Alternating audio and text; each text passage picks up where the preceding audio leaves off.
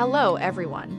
My name is Amanda, and I'm living a happy life with my grandmother.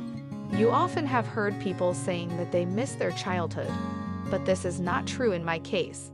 I'm going to share my personal story with you, which will explain why I say my present is better than the past. Life was beautiful when my mom was in this world to take care of my hair and clothes. I still remember how professional she was in cooking. We used to laugh at the witty puns of my dad on the dining table. Whenever I wept, my mother used to cuddle me against her chest and peck at my forehead. But this love was temporary as this world is. She was diagnosed with cancer. The blood cancer had deeply affected her bones. My eyes had captured what they shouldn't at the age of 5. She used to scream with the pain of the deadly disease. Whenever I sat beside her, she used to see me with her deploring eyes. She didn't want me to suffer from her condition, but it was hard for me to leave her in that condition. The treatment was expensive. The daily medicine put huge pressure on my dad's shoulders, but he tried not to let things fall apart. The doctor suggested bone marrow transplant. My dad calculated all his assets and found that it would be hard to continue. I can still see his wet eyes before me. He used to sob like a little child. We went with an alternative treatment, but it didn't help in any way, and my mom died of the ruthless disease. It was a great shock for me. That very night, I wasn't supposed to sleep as my mind was dwelling on dreadful thoughts. I didn't know how to deal with the worries of life without her. My father proved himself a great man. He tried to fill the gap of my late mother.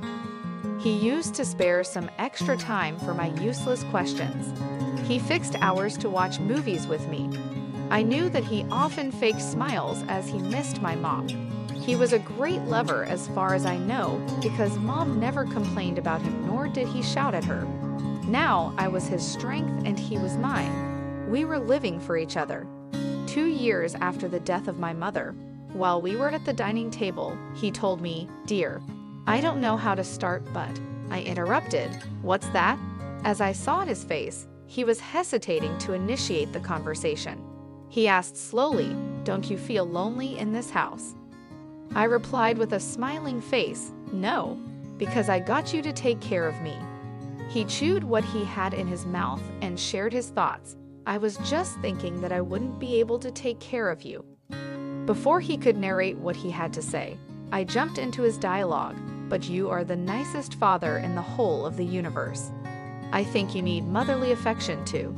I didn't understand what he tried to say, but my eyes were filled with tears. The sweet memories of my mother started revolving in the space of my mind. My eyes were tracing her beautiful round face and glittering eyes. The tears were about to roll across my face. My father held my hand and continued, "I met a woman. She seems very nice to me, and I believe she will be a friend of yours. As far as I know she will take care of you like a mother. I just want to get permission." He took a pause and looked into my eyes.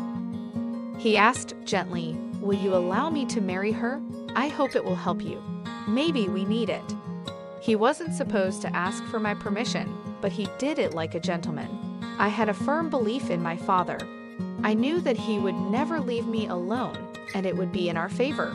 I trusted him, and my head gestured positively. He hugged me warmly. 2 weeks later, my dad got married for the second time. My stepmom seemed younger than my father. Her name was Jennifer, and I didn't like it, as it reminded me of a chubby girl at my school who always used to bother me. But to my comfort, my stepmom wasn't chubby, but who knew she was going to be the greatest trouble of my life. She wasn't alone to disturb me. She had a daughter who was my age, but we both had sharp differences in our personalities. I was a loyal daughter who had behaved nicely to my stepmom and sister.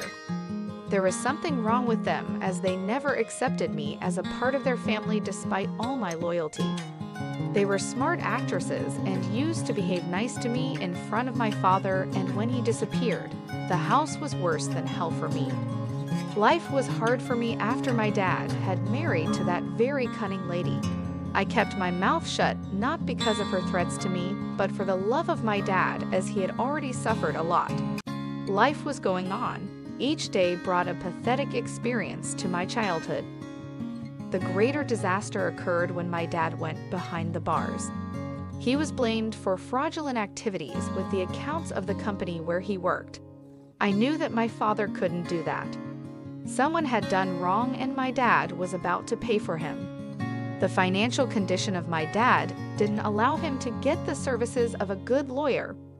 One day, while I was talking to him at the jail, he told me I didn't do anything wrong in the accounts. His eyes told me that he wasn't lying to me. I told him, "I know, Dad. You are an honest man. I will find a way to get you out of this filthy place." He smiled. I was about to leave the place, but before I could scuttle back out of the room, he told me the most astonishing truth of his life. I and your mother lied about my parents' car accident and their death. My mouth opened when my jaw dropped down. He must have noticed my blank face. I know that your stepmom will take care of you.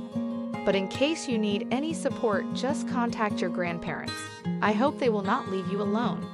He handed me a small piece of paper on which my grandparents' address was scribbled by him. A week later, my dad died for some unknown reason.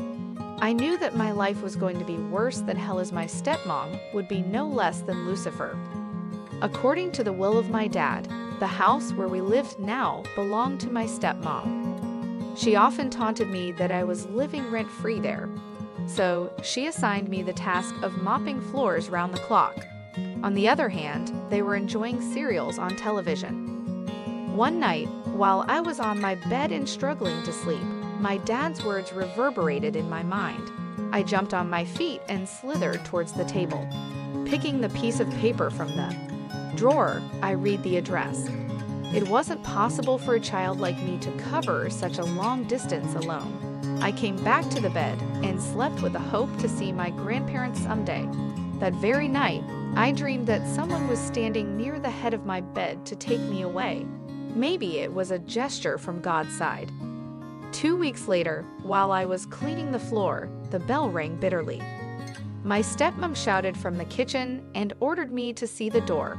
I rushed towards the door and yanked it open. An old woman was standing in front of me. She was nicely dressed and asked me gently to pack my bag. I recognized her eyes. It was the same as my father had. She was my grandmother. She took me away from the misery. She told me that my grandfather was no longer in this material world. I learned that my father had left them as he married my mom against my grandparents' will. She told me how he traced me and felt regretful about my father's death. I continued my studies and started living peacefully with her. I must say that I'm happy with my present.